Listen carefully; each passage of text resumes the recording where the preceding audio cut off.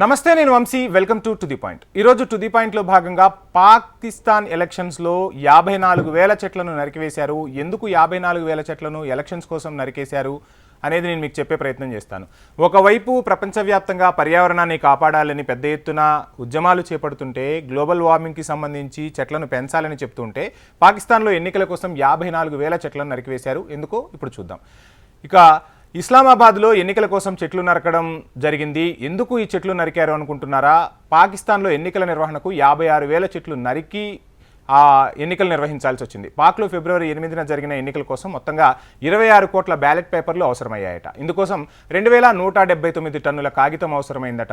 కాగితాన్ని చెట్ల నుంచే తయారు చేస్తారనే విషయం అందరికీ తెలిసిందే. ఇక ఒక అంచనా ప్రకారం ఒక చెట్టు నుండి దాదాపు 16 రీమ్ల కాగితాన్ని తయారు చేయవచ్చట. అటువంటి స్థితిలో ఒక టన్ను కాగితం తయారు చేయడానికి 25 చెట్లు అవసరమవుతాయట. దాని ప్రకారం మనం లెక్కలు వేస్తే ఎన్నికల కోసం పాకిస్తాన్లో దాదాపు 54,000 చెట్లను నరికివేసినట్టు తెలుస్తుంది. 2018 ఎన్నికల్లో 22 కోట్ల బ్యాలెట్ పేపర్లు ముద్రించారు. ఇందుకోసం 800 టన్నుల ప్రత్యేక సెక్యూరిటీ పేపర్ను ఉపయోగించారు. ఇక నియోజకవర్గాల్లో అభ్యర్థుల సంఖ్య పెరిగిన కారణంగానే బ్యాలెట్ పేపర్ల సంఖ్య పెరిగిందని పాకిస్తాన్ ఎన్నికల సంఘం పేర్కొంది. 2018 కంటే ఈసారి అభ్యర్థుల సంఖ్య 1.5 రెట్లు పెరిగిందట. ఎన్నికల సంఘం పేపర్ల ముద్రణను సకాలంలో పూర్తి చేసిందట. సోమవారం నాటికి బ్యాలెట్ పత్రాల పంపిణీ పూర్తయింది. ఫిబ్రవరి 8న ఎన్నికలు జరిగాయి. ఎన్నికల సంఘం ఎన్నికల నిర్వహణకు సంబంధించి మాక్ టెస్ట్ కూడా నిర్వహించింది. ఈ మాక్ టెస్ట్లో 859 నియోజకవర్గాల రిటర్నింగ్ అధికారులు కూడా పాల్గొన్నారు. పాకిస్తాన్ చాలా కాలంగా ఆర్థిక రాజకీయ సంక్షోభాన్ని ఎదుర్కొంటుంది. మాజీ అధ్యక్షుడు ఇమ్రాన్ ఖాన్ అవినీతి కేసుల్లో జైలు శిక్ష అనుభవించడం, 3 సార్లు ప్రధానిగా పనిచేసిన నవాజ్ షరీఫ్ను బలమైన అభ్యర్థిగా అక్కడి ప్రజలు భావించడం, నవాజ్ షరీఫ్ ఇటీవలే పాకిస్తాన్కు రావడం, ఇవన్నీ చకచకా జరిగిపోయిన పరిణామాలు. నవాజ్ మరోమారు ప్రధాని కాబోతున్నాడనేది ఎన్నికల ముందు నుంచి కూడా వినిపిస్తున్నమాట. ఎందుకంటే అక్కడ పాకిస్తాన్లో సైన్యం ఎవరికైతే సపోర్ట్ చేస్తుందో వారే అక్కడ అధ్యక్ష బాధ్యతలు చేపడతారు. ఆయన పార్టీ అయినటువంటి పాకిస్తాన్ ముస్లిం లీగ్ నవాజ్ PMLN ఇదే చెప్తుంది. సో మొత్తంగా పాకిస్తాన్లో అయితే ఎన్నికలు జరిగాయి. చెట్లు నరికి బ్యాలెట్ పేపర్లను ముద్రించారు.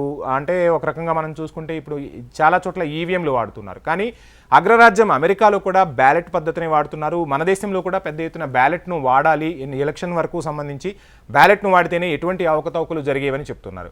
సో ఈ రెండింటికి సంబంధించి ఒక మంచి చర్చ జరగాలి ప్రపంచవ్యాప్తంగా కూడా. ఇటు ఈవీఎంల వాడకం, ఇటు చెట్లను నరికివేసి బ్యాలెట్ పేపర్లు తయారు చేసేదానికి స్వస్తి చెప్పి ఈవీఎంలలోనే ఒక పారదర్శకమైన విధానం వస్తే పర్యావరణ పరంగా కూడా ఎటువంటి హాని జరగదని చెప్పి పర్యావరణ ప్రేమికులు అంటున్నారు. సో ఏది ఏమైనా ఎలక్షన్స్ కోసం పాకిస్తాన్ అయితే చాలా ఇబ్బంది పడింది.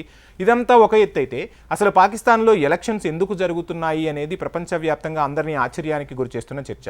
సో అక్కడ తెలుసు, ఒక అధ్యక్షుడిని తీసుకువెళ్ళి, మాజీ అధ్యక్షుడిని తీసుకువెళ్ళి జైల్లో నిర్బంధించారు. ఆయనపై చాలా కేసులు కూడా నమోదు చేశారు.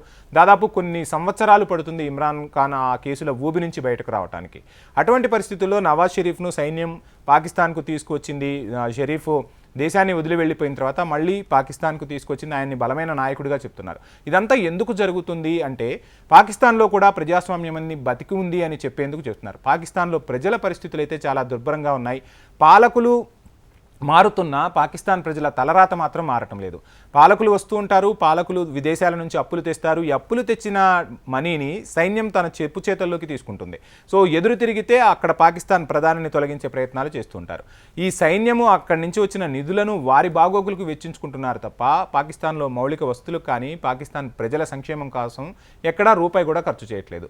దీనివల్ల పాకిస్తాన్లో ప్రజలైతే పాపం చాలా ఇబ్బందులు పడుతూ ఉన్నారు.